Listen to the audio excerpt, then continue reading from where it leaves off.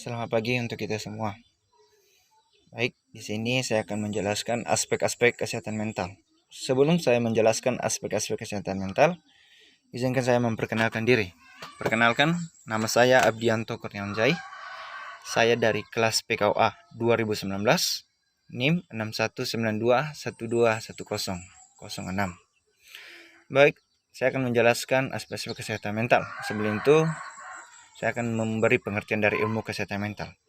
Ilmu kesehatan mental adalah ilmu yang membicarakan kehidupan mental manusia dengan memandang manusia sebagai totalitas psikofisik yang kompleks. Jadi, aspek-aspek kesehatan mental terbagi 3 juga, preventif, terapeutis, dan kuratif.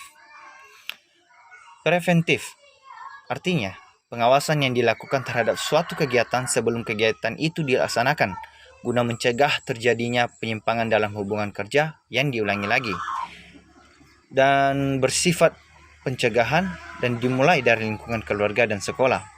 Sedangkan terapeutis terbagi 2 juga, intervensi terhadap gangguan mental ringan dan juga mencegah terjadinya gangguan mental ataupun aktivitas olahraga.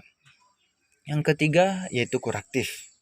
Kuratif adalah suatu kegiatan atau serangkaian kegiatan pengobatan yang ditunjukkan untuk penyembuhan penyakit, pengurangan penderita akibat penyakit, pengendalian penyakit, atau pengendalian kecacatan agar kualitas penderita dapat terjaga seoptimal mungkin. Dan juga terbagi 2 yaitu intervensi terhadap penyelesaian diri. Dan yang kedua yaitu penanganan oleh psikiater. Kesehatan mental terbagi internalnya yaitu sehat spiritual, psikologis, sosial, jasmani. Jadi ilmu kesehatan mental itu mental yang baik itu harus sehat dalam spiritual, keagamaan, psikologis, pikiran, sosial, hubungan, jasmani, tubuh. Kesehatan mental tidak semata-mata berkaitan dengan terbebannya individu dari gangguan mental, tapi juga berkaitan kesehatan fisik dan perilaku. Sudah jelas sekali. Cangkupan yang luas dari kesehatan mental. Pertama itu saling ketergantungan dalam fungsi mental dan psikis dan sosial. Ya, sudah jelas sekali bahwasanya ilmu kesehatan mental ataupun mental itu berhubungan dengan fungsi mental dan psikis dan sosial. Sehat mental mengandung pengertian adanya keseimbangan yang mengangkut diri sendiri, hubungan dengan orang lain, dan komunitas serta individu memahami bagaimana cara untuk mencegah peningkatan ke arah kondisi tersebut. Ketiga yaitu WHO. Kepanjangannya itu World Health Organization, artinya organisasi kesehatan dunia. WHO dan organisasi lain menjadikan kesehatan mental sebagai prioritas negara maju dan berkembang. Bagaimana mengenalnya? Kesehatan mental merupakan kondisi yang bersifat kontinu atau berkelanjutan, di mana setiap kondisi kesehatan mental di individu memiliki berbagai nilai yang berbeda, sulit untuk dikenal kecuali menunjukkan gejala yang menonjol. Baik, demikianlah saya jelaskan aspek-aspek kesehatan mental.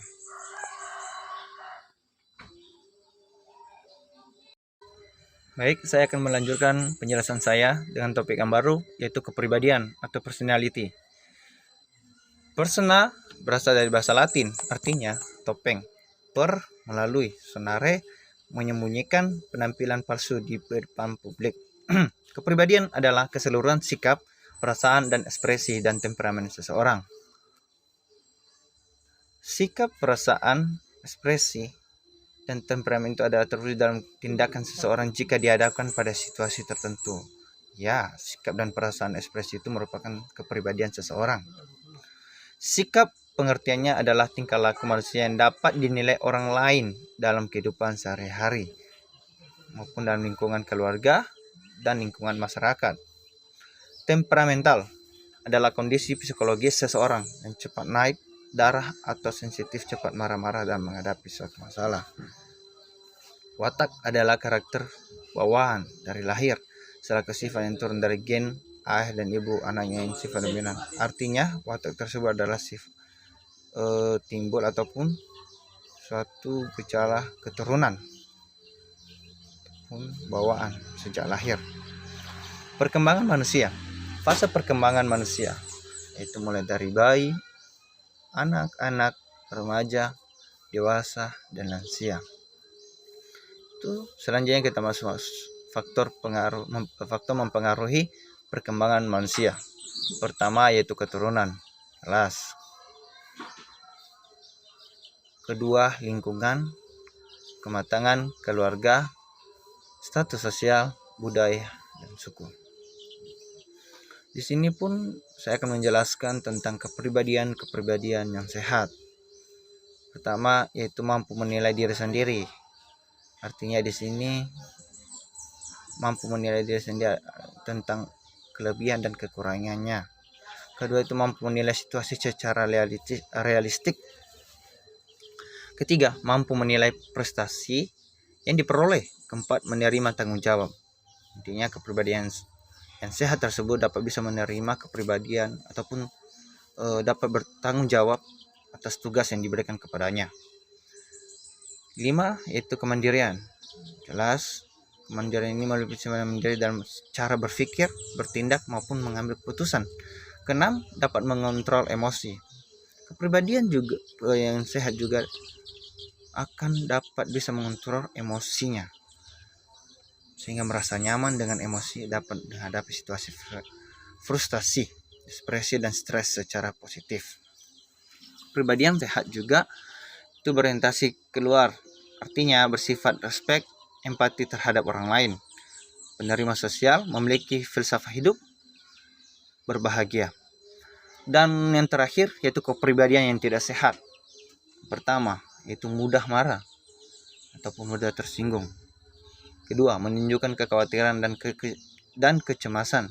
Ketiga, sering merasa tertekan, bersikap kejam atau senang mengganggu orang lain. 5 yaitu ketidakmampuan untuk menghindari perilaku menyimpang meskipun sudah diperingati ataupun dihukum. Intinya di sini keras kepala. 6 yaitu kebiasaan berbohong. 7 hiperaktif, bersikap memusuhi semua bentuk otoritas. 9 senang mengkritik atau mencemooh orang lain. Artinya nomor 9 ini yaitu senang mengejek orang lain. Itu merupakan kepribadian yang tidak sehat. 11 itu kurang memiliki rasa tanggung jawab. Itu berbanding terbalik dengan yang kepribadian yang sehat tadi, yaitu dapat memiliki rasa tanggung jawab yang lebih. 12 yaitu sering mengalami pusing kepala. Itu penyebabnya bukan faktor yang bersifat organis. Intinya kepribadian sehat itu yang pertama tadi mudah marah, berbanding terbalik dengan kepribadian sehat. Jadi intinya di sini yaitu bahwasanya kepribadian yang baik itu kita harus memiliki tanggung jawab ataupun kita dapat bisa menjalankan tanggung jawab itu dengan sepenuhnya. Kedua itu tidak mudah marah. Ketiga itu berteman dan bergaul dengan sesama manusia yang ada di dunia ini. Demikian. Baik, saya akan melanjutkan penjelasan saya yaitu mengenai ilmu kesehatan mental. Pengertian dari ilmu kesehatan mental adalah ilmu yang mempelajari mental ataupun jiwa, dan objek dan fokusnya adalah manusia. Mental sama artinya dengan mens atau mentis, artinya nyawa, sukma, roh, dan semangat. Hygiene artinya sama dengan ilmu tentang kesehatan. Apa yang dimaksud dengan mental? Untuk kalimat yang pertama, yaitu ia bermental jelek. Artinya, kata mental di dalam kalimat pertama itu berupa perangkai atau akhlak yang jelek. Kedua, yaitu kita tidak boleh menganut mental inlander. Artinya, kata mental di dalam kalimat nomor 2 merupakan kepribadian ataupun rendah hati. Ketiga, yaitu kalah mental sebelum bertanding. Artinya, kata mental di dalam kalimat nomor 3 itu sama artinya dengan semangat. 4, yaitu mental Pancasila. Artinya, arti mental dalam kalimat nomor 4 tersebut itu jiwa. Kesehatan mental itu terhindarnya seseorang dari gejala gangguan dan penyakit jiwa, dapat menyelesaikan diri, dapat memanfaatkan segala potensi dan bakat yang ada semaksimal mungkin. Artinya di sini yaitu kesehatan mental atau mental yang sehat itu pertama itu gejala-gejala gangguan, terhindar gejala-gejala gangguan dan penyakit jiwa, dan juga dapat menyesuaikan diri ataupun beradaptasi di lingkungannya. Terakhir itu dapat memanfaatkan segala potensi ataupun bakat yang ada semaksimal mungkin. Ya, di sini mental yang baik itu dapat bisa memanfaatkan potensi ataupun kemampuan dirinya sendiri untuk dikembangkan. Pengertian kesehatan mental yaitu kemampuan individu untuk menyelesaikan diri sendiri, orang lain, masyarakat, dan lingkungan sebagai perwujudan keharmonisan fungsi mental dan kesanggupannya menghadapi masalah yang bisa terjadi. Individu merasa puas dan mampu. Kesehatan mental atau WHO 2001. Kesehatan mental suatu kondisi sejahtera di mana individu dapat kedua merealisasikan kecakapannya. Ketiga, itu dapat melakukan coping time, tekanan dia normal, bekerja dengan produktif dan memiliki kontribusi dan kehidupan di komunitasnya. Dan terakhir itu faktor kesehatan mental. Itu terbagi dua, faktor internal berasal dari dalam dan faktor eksternal berasal dari luar. Untuk faktor internalnya terbagi menjadi 4, yaitu kondisi fisik, kondisi psikologis, dan keagamaan dan sikap. Sedangkan eksternalnya yaitu ekonomi, budaya, lingkungan keluarga, masyarakat, dan pendidikan. Demikianlah penjelasan saya. Sekian dan terima kasih.